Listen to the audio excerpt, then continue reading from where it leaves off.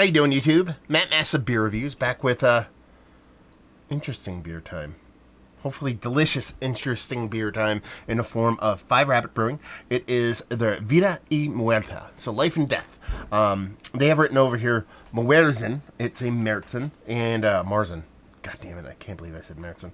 Anyway, it's a beer brewed with caramel and spices. 6.3%.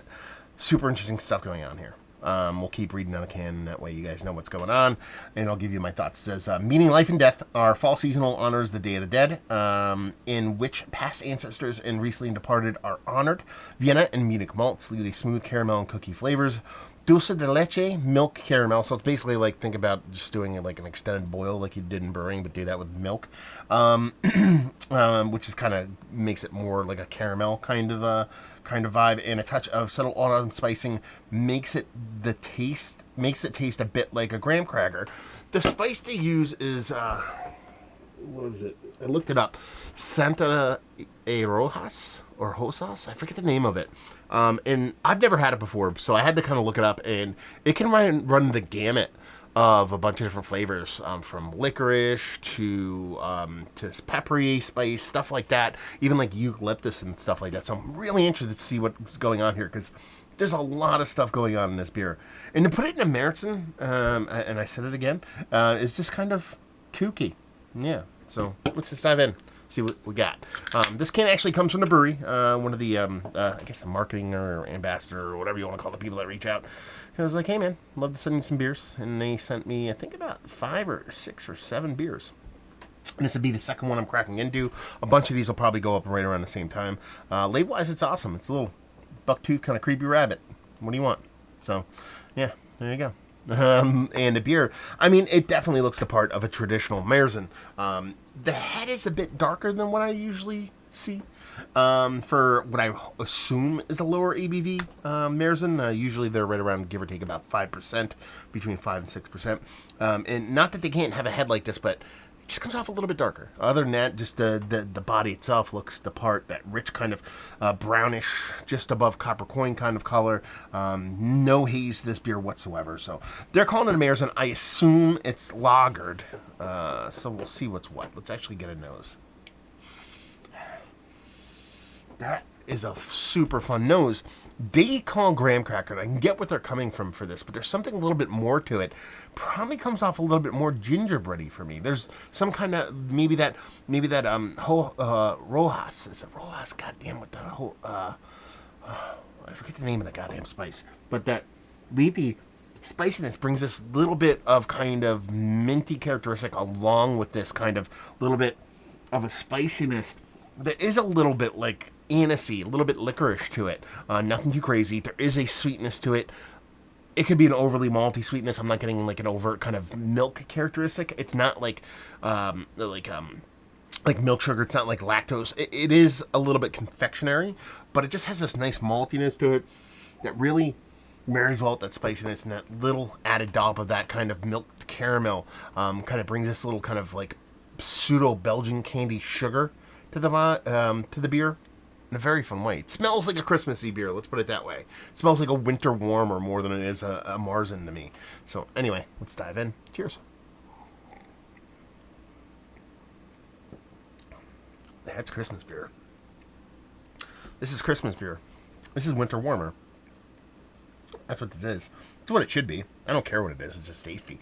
I mean, it is exactly kind of what I want to drink right around this time of the season. You know, this being, what's today's date?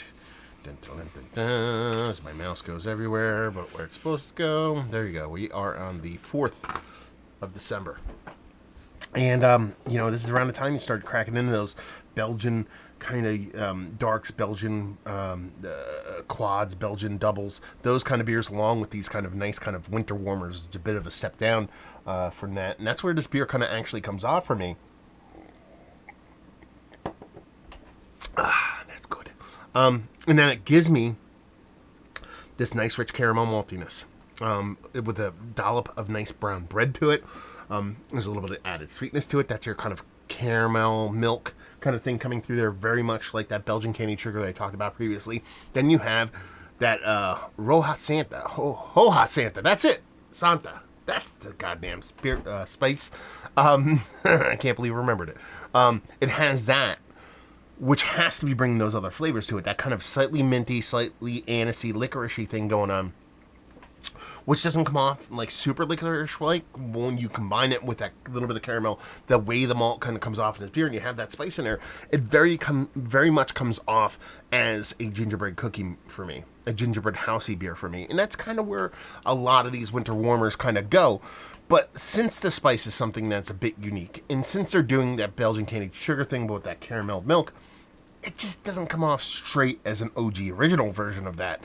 And I think that's where I really enjoy it. And is that it's giving me something familiar, but different at the same time. But all in all, in a very enjoyable package. Listen, the catalog of beers that this brewery makes, and the beers they sent me, lean with a lot of traditional. You know, Märzen, there's a Pilsner in there, there's a Blonde Ale in there, but they bring that kind of Latin kind of flair with the ingredients and how they brew the beers. So you're taking this uber traditional kind of take on beer, but you're adding uber traditional spicing and flavors, but not necessarily uber traditional in the beer world, marrying them together.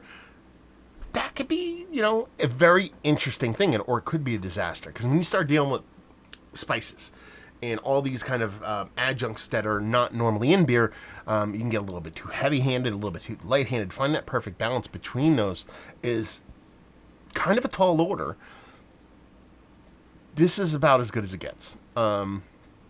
As what I would call a traditional kind of winter warmer with a little bit of kind of Latin kind of twist on it.